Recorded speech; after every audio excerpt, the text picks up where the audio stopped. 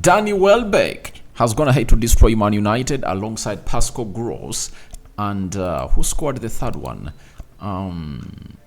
It was João Pedro in the 73rd minute as Han Bome Jabri came off the bench and really scored the consolation goal in the game that was played at Old Trafford to see it that United loses its first game for a very long time, ever since Erik ten Hag came here at Old Trafford. Welcome to the Rokani Media Football. You know how we do it. Every time a big team is really shocked, even if it's playing against Man United, I come here and obviously give you how that team went ahead to obviously gain everything they deserve to get. You know, Brighton was very clinical on the day.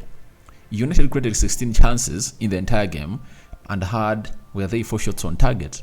Brighton created 10 chances or had 10 shots and only 8 out of those were on target and 4 really crossed the line of the goal line of Man United. It shows you that Brighton have gone ahead to obviously gain 12 points out of the last 5 games, meaning that out of 15, they've gone ahead to really get 12 out of the possible 15. Good start for De Zerbi, and De Zerbi is really having a very good goal. You know, you could obviously argue that they don't have McAllister, they lost Trossard, they lost Moise Caicedo, and they're not going to have a very fantastic season, you know, but Mohad played that midfield very well and obviously won the midfield battle of Casemiro and very many others, and it looked like it was the end of the day for Man United because they really had the chances but failed to bury there to make those chances count. And what Brighton did better than Man United,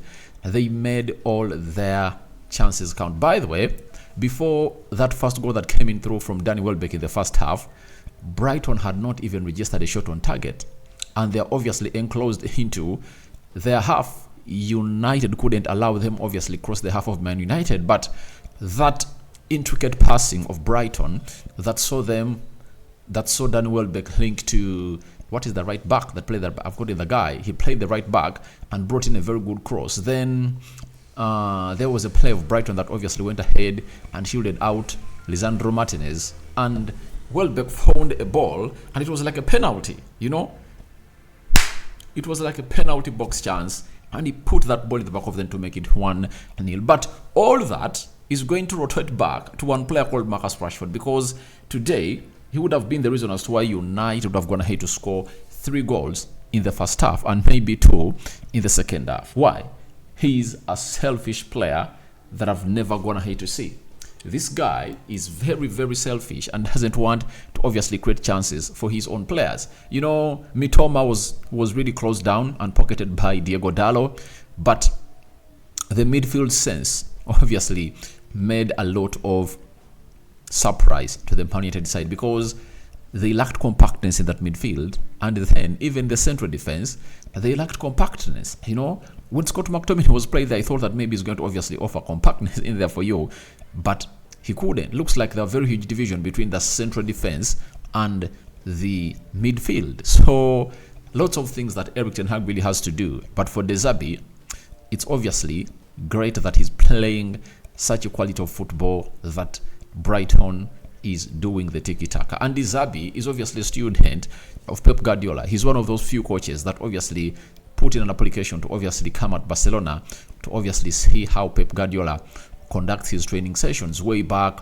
in 2008, 2009, 2010. And that's where Pep Guardiola got to know about this man. And they've gone ahead to keep in touch. And he was the former Mikhailo Modric manager at Shakhtar Donetsk. And when he came in through to the Premier League, he obviously said, one of the managers I thought that would come in through and obviously replace me at Man City would have been Ten Hag. But even De Zerbi is one of those that obviously can come in through and obviously replace him here at Man City, because he said when Ten Hag coaches Man United, he cannot come and coach Man City. So it shows you exactly what this is all about. And De Zerbi is obviously continuing to thrive as a manager more and more and more and more. And the style of play, the squad, how they scout their players, giving a second chance to all the players. Look at Danny Welbeck. He's a Man United reject. He's an Arsenal reject. And Danny Welbeck has gone ahead to obviously resurrect at Brighton. When he look at him, you know, even last season, his numbers were really amazing if at all you really followed him up for some time, because he played 31 games and scored 6 goals and put up 3 assists, Then this year, he has gone ahead to play 4 games and and scored 1 goal. And with Brighton having very many other games to play in the UEFA Europa League, that gives them a chance to obviously attack the situation far much better for players like him to obviously take on the needful. But for Gross is one of those players that is going ahead to score 7 goals at Old Trafford. Can you imagine? 7 goals, against Manchester United. So it shows you that De Zerbi knows exactly what to do. And one thing I like about him, he doesn't respect any team. And whether he's playing Man City or which team, he'll obviously bring the ball to you. To me, his philosophy is what makes me really hail him. Being at a team like Brighton, attacking Man United at Old Trafford, and you play that tiki-taka game of football, possession-based proactive, is really great. Showing that confidence at Old Trafford is really immense, and it shows you that he's this kind of manager who doesn't want, obviously, to give a damn on what is going to happen to him. He wants to lose or win his way.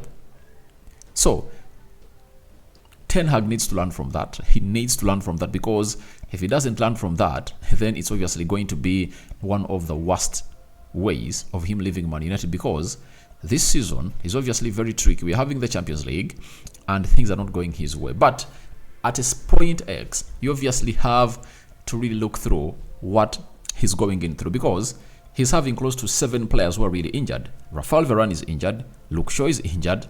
Mason Mount is injured. Amrabat is injured. Amad Diallo is injured. Kobe Menu is injured. Tom Heaton is injured. Those are 7 injured players. And tell me a team that will ever survive when it's having 7 injured players and all those 7 players are needed into his team. To add on to that, Jadon Sancho and Anthony are out because of non-footballing reasons. Jadon Sancho is in the under-21s. Anthony is back in Brazil to settle his cases concerning the sexual harassment and really physical harassment onto his ex, Gabriela and Ingrid. So he has close to 10 players out. Now, do you know what it means to play this number of games when you're not having those players? You're having 10 players out, and you need to face one of the best teams in the league, in the league. You obviously have to suffer. United built its defense onto what we call, built its season, that is 2023 on a watertight defense.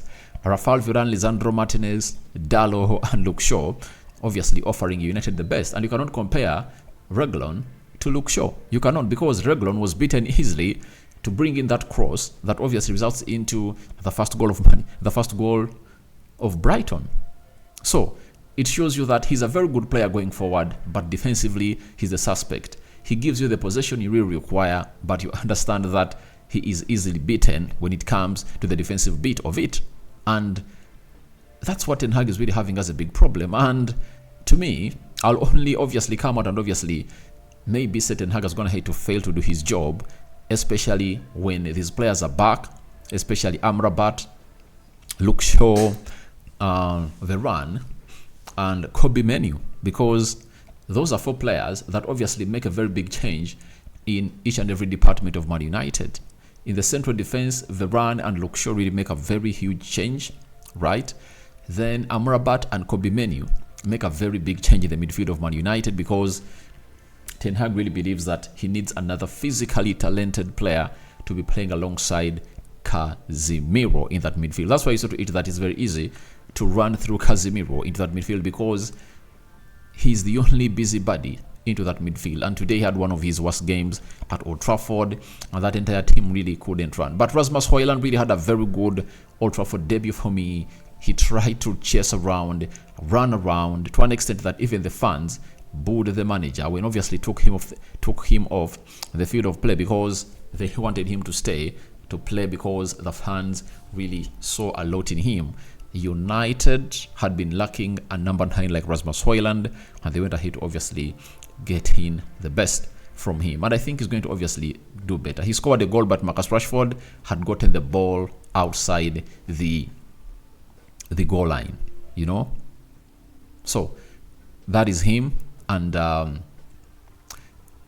he's really one of the players that obviously going to take place and will do the better. So guys, your thoughts on United losing to Brighton 3-1 are welcome in the comment section below. I sign out for now. See you later on the cover all in the precious blood of Jesus Christ, and may the living true God bless you abundantly. Me out.